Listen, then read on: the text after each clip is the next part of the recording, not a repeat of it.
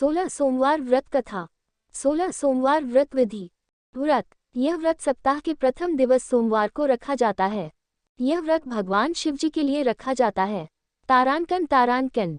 विधि। 16 सोमवार के दिन भक्तिपूर्वक व्रत करें। आधा सेर गेहूं का आटा के 3 अंगा बनाकर घी, गुड़, दीप, नैवेद्य, पुंगी फल, बेलपत्र, जनेऊ का जोड़ा, चंदन, अक्षत, पुष्प आदि से प्रदोष काल में भगवान शिव का पूजन करें। 1 अंगा भगवान शिव को अर्पण करें। 2 अंगाओं को प्रसाद स्वरूप बांटें और स्वयं भी ग्रहण करें। 17वें सोमवार के दिन पाव भर गेहूं के आटे की बाटी बनाकर घी और गुड़ बनाकर चूरमा बनाएं, भोग लगाकर उपस्थित लोगों में प्रसाद बांटें। *********** 16 सोमवार व्रत कथा। पहला अध्याय। पृथ्वी पर भ्रमण की इच्छा से भगवान शिव और पार्वती जी अमरावती नगर में पहुंचे। वन और सुंदर भवनों को देखकर भगवान शिव को अमरावती नगर बहुत अच्छा लगा। उन्होंने कुछ दिन उसी नगर में रहने के लिए कहा। पार्वती को भी अमरावती नगर बहुत अच्छा लगा था। उस नगर के राजा ने भगवान शिव का एक विशाल मंदिर बनवा रखा था। शिव और पार्वती उस मंदिर में रहने लगे। एक दिन पार्वती ने भगवान शिव से कहा, हे प्राणनाथ, आज मेरी चौसा खेलने की इच्छा हो रही है। पार्वती की इच्छा जानकर शिव पार्वती के साथ चौसा खेलने बैठ गए। खेल प्रारंभ होते ही उस मंदिर का पुजारी वहां आ गया। पार्वती ने पुजारी से पूछा, पुजारी जी, चौसा के खेल में हम दोनों में से किसकी विजय होगी? उस समय शिव और पार्वती परिवर्तित रूप में थे। पुजारी ने एक पल कुछ सोचा और झट से बोला, चौसा के खेल में त्रिलोकीनाथ की विजय होगी। Single quote. ये कहकर पुजारी पूजा पाठ में लग गया। कुछ देर बाद चौसा में शिवजी की पराजय हुई और पार्वती जी जीत गईं। पार्वती जी ने ब्राह्मण पुजारी के मिथ्या वचन से रुष्ट होकर उसे कोढ़ी हो जाने का शाप दे दिया। शिव और पार्वती उस मंदिर से कैलाश पर्वत लौट गए। पार्वती के शाप से कुछ ही देर में ब्राह्मण पुजारी का सारा शरीर कोढ़ से भर गया। नगर के स्त्री पुरुष उस पुजारी की परछाई से भी दूर दूर रहने लगे। कुछ लोगों ने राजा से पुजारी के कोढ़ी हो जाने की शिकायत की तो राजा ने किसी पाप के कारण पुजारी के कोढ़ी हो जाने का विचार कर उसे मंदिर से निकलवा दिया। उसकी जगह दूसरे ब्राह्मण को पुजारी बना दिया। कोढ़ी पुजारी मंदिर के बाहर बैठकर भिक्षा मांगने लगा। कई दिन बाद स्वर्गलोक की कुछ अप्सराएं उस मंदिर में भगवान शिव की पूजा करने आईं। कोढ़ी पुजारी पर उनको बहुत दया आई। उन्होंने पुजारी से उस भयंकर कोढ़ के बारे में पूछा। पुजारी ने उन्हें भगवान शिव और पार्वती जी के चौसा खेलने और पार्वती जी के शाप देने की सारी कहानी सुनाई। शाप की कहानी सुनकर अप्सराओं ने पुजारी से कहा कि तुम 16 सोमवार का विधिवत व्रत करो। तुम्हारे सभी कष्ट, रोग विकार शीघ्र नष्ट हो जाएंगे। पुजारी द्वारा पूजन विधि पूछने पर अप्सराओं ने कहा, सोमवार के दिन सूर्योदय से पहले उठकर, स्नानादि से निवृत्त होकर, स्वच्छ वस्त्र पहनकर, आधा सेर गेहूं का आटा लेकर उसके 3 अंग बनाना। फिर घी का दीपक जलाकर गुड़, नैवेद्य, बेलपत्र, चंदन, अक्षत, फूल, पूंगी फल, जनेऊ का जोड़ा लेकर प्रदोष काल में भगवान शिव की पूजा अर्चना करना। पूजा के बाद 3 अंगों में 1 अंग भगवान शिव को अर्पण करके शेष 2 अंगों को भगवान का प्रसाद मानकर वहां उपस्थित स्त्री, पुरुषों और बच्चों को बांट देना। इस तरह व्रत करते हुए जब 16 सोमवार बीत जाएं तो 17वें सोमवार को 1 पाव आटे की बाटी बनाकर उसमें घी और गुड़ मिलाकर चूरमा बनाना। फिर भगवान शिव को भोग लगाकर वहां उपस्थित स्त्री, पुरुष और बच्चों को प्रसाद बांट देना। इस तरह 16 सोमवार व्रत करने और व्रत कथा सुनने से भगवान शिव तुम्हारे कोढ़ को नष्ट करके तुम्हारी सभी मनोकामनाएं पूरी कर देंगे। इतना कहकर अप्सराएं स्वर्गलोक को चली गईं। पुजारी ने अप्सराओं के कथनानुसार विधिवत 16 सोमवार का व्रत किया। फलस्वरूप भगवान शिव की अनुकंपा से उसका कोढ़ नष्ट हो गया। राजा ने उसे फिर मंदिर का पुजारी बना दिया। मंदिर में भगवान शिव की पूजा करता हुआ ब्राह्मण पुजारी आनंद से जीवन व्यतीत करने लगा। कुछ दिनों बाद पुनः पृथ्वी का भ्रमण करते हुए भगवान शिव और पार्वती उस मंदिर में पधारे। स्वस्थ पुजारी को देखकर पार्वती ने आश्चर्य से उसके रोगमुक्त होने का कारण पूछा तो पुजारी ने उन्हें 16 सोमवार व्रत करने की सारी कथा सुनाई। ************ दूसरा अध्याय। पार्वती जी भी व्रत की बात सुनकर बहुत प्रसन्न हुई और उन्होंने पुजारी से इसकी विधि पूछकर स्वयं 16 सोमवार का व्रत प्रारंभ किया। पार्वती जी उन दिनों अपने पुत्र कार्तिकेय के नाराज होकर दूर चले जाने से बहुत चिंतित रहती थीं। वे कार्तिकेय को लौटा लाने के अनेक उपाय कर चुकी थीं, लेकिन कार्तिकेय लौटकर उनके पास नहीं आ रहे थे। 16 सोमवार का व्रत करते हुए पार्वती ने भगवान शिव से कार्तिकेय के लौटने की मनोकामना की। व्रत समापन के तीसरे दिन सचमुच कार्तिकेय वापस लौट आए। कार्तिकेय ने अपने हृदय परिवर्तन के संबंध में पार्वती जी से पूछा, हे माता, आपने ऐसा कौन सा उपाय किया था जिससे मेरा क्रोध नष्ट हो गया और मैं वापस लौट आया? तब पार्वती जी ने कार्तिकेय को 16 सोमवार के व्रत की कथा कह सुनाई। कार्तिकेय अपने एक ब्राह्मण मित्र ब्रह्मदत्त के परदेश चले जाने से बहुत दुखी थे। वह वापस नहीं आ रहा था। उसको वापस लौटाने के लिए कार्तिकेय ने 16 सोमवार का व्रत करते हुए ब्रह्मदत्त के वापस लौट आने की कामना प्रकट की। व्रत के समापन के कुछ दिनों के बाद मित्र लौट आया। ब्रह्मदत्त ने लौटकर कार्तिकेय से कहा, प्रिय मित्र, तुमने ऐसा कौन सा उपाय किया था जिससे परदेश में मेरे विचार एकदम परिवर्तित हो गए और मैं तुम्हारा स्मरण करते हुए लौट आया? कार्तिकेय ने अपने मित्र को भी 16 सोमवार के व्रत की कथा विधि कह सुनाई। ब्राह्मण मित्र व्रत के बारे में सुनकर बहुत खुश हुआ। उसने भी व्रत करना शुरू कर दिया। 16 सोमवार व्रत का समापन करने के बाद ब्रह्मदत्त यात्रा पर निकला। कुछ दिनों बाद ब्रह्मदत्त एक नगर में पहुंचा। नगर के राजा हर्षवर्धन की बेटी राजकुमारी गुंजन का स्वयंवर हो रहा था। उस स्वयंवर में अनेक राज्यों के राजकुमार आए थे।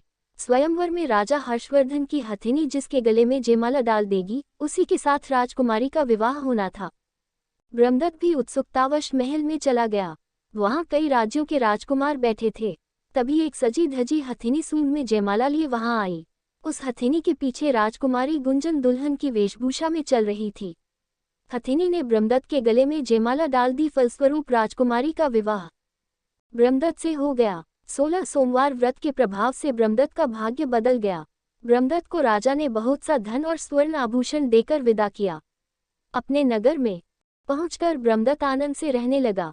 एक दिन उसकी पत्नी गुंजन ने पूछा, हे प्राणनाथ, आपने कौन सा शुभ कार्य किया था जो उस हथिनी ने राजकुमारों को छोड़कर आपके गले में जयमाला डाल दी?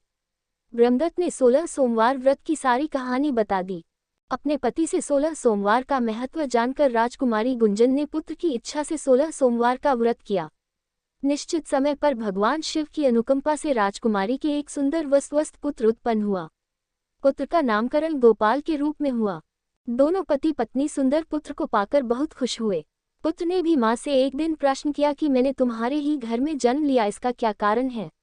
माता गुंजन ने पुत्र को 16 सोमवार व्रत की जानकारी दी और कहा कि भगवान शिव के आशीर्वाद से ही मुझे तुम जैसा गुणी व सुंदर पुत्र मिला है। व्रत का महत्व जानकर गोपाल ने भी व्रत करने का संकल्प किया। गोपाल जब 16 वर्ष का हुआ तो उसने राज्य पाने की इच्छा से 16 सोमवार का विधिवत व्रत किया। व्रत समापन के बाद गोपाल घूमने के लिए समीप के नगर में गया। उस नगर के राजा के महामंत्री राजकुमार के विवाह के लिए सुयोग्य वर की तलाश में निकले थे। राजा ने गोपाल को देखा तो बहुत प्रसन्न हुए। फिर गोपाल से उसके माता पिता के संबंध में बातें करके उसे अपने साथ महल में ले गए। वृद्ध राजा ने गोपाल को पसंद किया और बहुत धूमधाम से राजकुमारी का विवाह उसके साथ कर दिया। 16 सोमवार के व्रत करने से गोपाल महल में पहुंचकर आनंद से रहने लगा।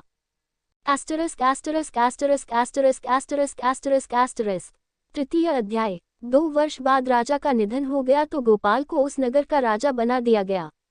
इस तरह 16 सोमवार व्रत करने से गोपाल की राज्य पाने की इच्छा पूर्ण हो गई। राजा बनने के बाद भी गोपाल विधिवत 16 सोमवार का व्रत करता रहा। व्रत के समापन पर 17वें सोमवार को गोपाल ने अपनी पत्नी मंगला से कहा कि व्रत की सारी सामग्री लेकर वह समीप के शिव मंदिर में पहुंचे। मंगला ने पति की बात की परवाह न करते हुए सेवकों द्वारा पूजा की सामग्री मंदिर में भेज दी। मंगला स्वयं मंदिर नहीं गई। जब गोपाल ने भगवान शिव की पूजा पूरी की तो आकाशवाणी हुई, हे राजन, तेरी रानी मंगला ने 16 सोमवार व्रत का अनादर किया है, सो रानी को महल से निकाल दे, नहीं तो तेरा सब वैभव नष्ट हो जाएगा, तू निर्धन हो जाएगा। आकाशवाणी सुनकर गोपाल बुरी तरह चौंक पड़ा। उसने तुरंत महल में पहुंचकर अपने सैनिकों को आदेश दिया कि रानी मंगला को बंदी बनाकर ले जाओ और इसे दूर किसी नगर में छोड़ आओ। सैनिकों ने राजा की आज्ञा का पालन तत्काल कर दिया। मंत्रियों ने राजा से प्रार्थना की कि वे रानी को अन्यत्र न भेजें। तब राजा गोपाल ने आकाशवाणी वाली बात बताई तो वे भी भगवान शिव के प्रकोप के भय से शांत होकर रह गए। रानी मंगला भूखी प्यासी उस नगर में भटकने लगी। मंगला को उस नगर में एक बुढ़िया मिली। वह बुढ़िया सूत काटकर बाजार में बेचने जा रही थी, लेकिन उस बुढ़िया से सूत उठ नहीं रहा था। बुढ़िया ने मंगला से कहा, बेटी, यदि तुम मेरा सूत उठाकर बाजार तक पहुंचा दो और सूत बेचने में मेरी मदद करो तो मैं तुम्हें धन दूंगी। मंगला ने बुढ़िया की बात मान ली, लेकिन जैसे ही मंगला ने सूत की गठरी को हाथ लगाया, तभी जोर की आंधी चली और गठरी खुल जाने से सारा सूत आंधी में उड़ गया। मंगला को मनहूस समझकर बुढ़िया ने उसे दूर चले जाने को कहा। मंगला चलते चलते नगर में एक तेली के घर पहुंची। उस तेली ने तरस खाकर मंगला को घर में रहने के लिए कह दिया, लेकिन तभी भगवान शिव के प्रकोप से तेली के तेल से भरे मटके एक एक करके फूटने लगे। तेली ने मंगला को मनहूस जानकर तुरंत घर से निकाल दिया। भूखी प्यासी रानी वहां से आगे की ओर चल पड़ी। रानी ने एक नदी पर जल पीकर अपनी प्यास शांत करनी चाहिए तो नदी का जल उसके स्पर्श से सूख गया। अपने भाग्य को कोसती हुई रानी आगे चल दी। चलते चलते रानी एक जंगल में पहुंची। उस जंगल में एक तालाब था, उसमें निर्मल जल भरा हुआ था। निर्मल जल देखकर रानी की प्यास तेज हो गई। जल पीने के लिए रानी ने तालाब की सीढ़ियां उतरकर जैसे ही जल को स्पर्श किया, तभी उस जल में असंख्य कीड़े उत्पन्न हो गए। रानी ने दुखी होकर उस गंदे जल को पीकर अपनी प्यास शांत की। दोपहर की धूप से परेशान होकर रानी ने एक पेड़ की छाया में बैठकर कुछ देर आराम करना चाहा तो उस पेड़ के पत्ते पल भर में सूखकर बिखर गए। रानी दूसरे पेड़ के नीचे जाकर बैठी तो उस पेड़ के पत्ते भी गिर गए। रानी तीसरे पेड़ के पास पहुंची तो वह पेड़ ही नीचे गिर पड़ा। पेड़ों के विनाश को देखकर वहां पर गायों को चराते ग्वाले बहुत हैरान हुए। ग्वाले मनहूस रानी को पकड़कर समीप के मंदिर में पुजारी जी के पास ले गए। रानी के चेहरे को देखकर ही पुजारी जान गए कि रानी अवश्य किसी बड़े घर की है, भाग्य के कारण दर दर भटक रही है। पुजारी ने रानी से कहा, पुत्री, तुम कोई चिंता नहीं करो, मेरे साथ इस मंदिर में रहो, कुछ ही दिनों में सब ठीक हो जाएगा। पुजारी की बातों से रानी को बहुत सांत्वना मिली। रानी उस मंदिर में रहने लगी, लेकिन उसके भाग्य में कोई परिवर्तन नहीं हुआ। रानी भोजन बनाती तो सब्जी जल जाती, आटे में कीड़े पड़ जाते, जल से बदबू आने लगती। पुजारी भी रानी के दुर्भाग्य से बहुत चिंतित होते हुए बोले, हे पुत्री, अवश्य ही तुझसे कोई अनुचित काम हुआ है, जिसके कारण देवता तुझसे नाराज होकर तुझे इतने कष्ट दे रहे हैं। पुजारी की बात सुनकर रानी ने अपने पति के आदेश पर मंदिर में न जाकर शिव की पूजा नहीं करने की सारी कथा सुनाई। पुजारी ने कहा, अब तुम कोई चिंता नहीं करो, कल सोमवार है और कल से तुम 16 सोमवार के व्रत करना शुरू कर दो। भगवान शिव अवश्य तुम्हारे दोषों को क्षमा करके तुम्हारे भाग्य को बदल देंगे। पुजारी की बात मानकर रानी ने 16 सोमवार के व्रत प्रारंभ कर दिए। सोमवार को व्रत करके विधिवत शिव की पूजा अर्चना करके रानी व्रत कथा सुनने लगी। जब रानी ने 17वें सोमवार को विधिवत व्रत का समापन किया तो उधर उसके पति राजा गोपाल के मन में रानी की याद आई।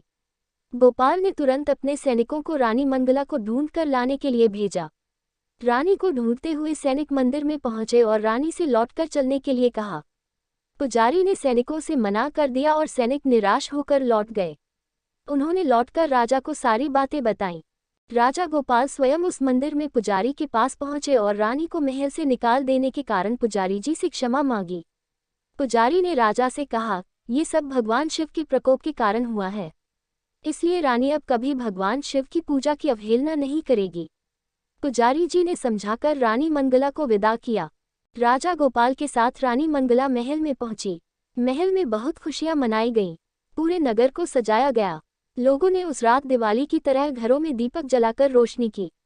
ब्राह्मणों ने वेद मंत्रों से रानी मंगला का स्वागत किया। राजा ने ब्राह्मणों को अन्न, वस्त्र और धन का दान दिया। नगर में निर्धनों को वस्त्र बांटे गए। रानी मंगला 16 सोमवार का व्रत करते हुए महल में आनंदपूर्वक रहने लगी। भगवान शिव की अनुकंपा से उसके जीवन में सुख ही सुख भर गए। 16 सोमवार के व्रत करने और कथा सुनने से मनुष्य की सभी मनोकामनाएं पूरी होती हैं और जीवन में किसी तरह की कमी नहीं होती है। स्त्री पुरुष आनंदपूर्वक जीवन यापन करते हुए मोक्ष को प्राप्त करते हैं। संपूर्ण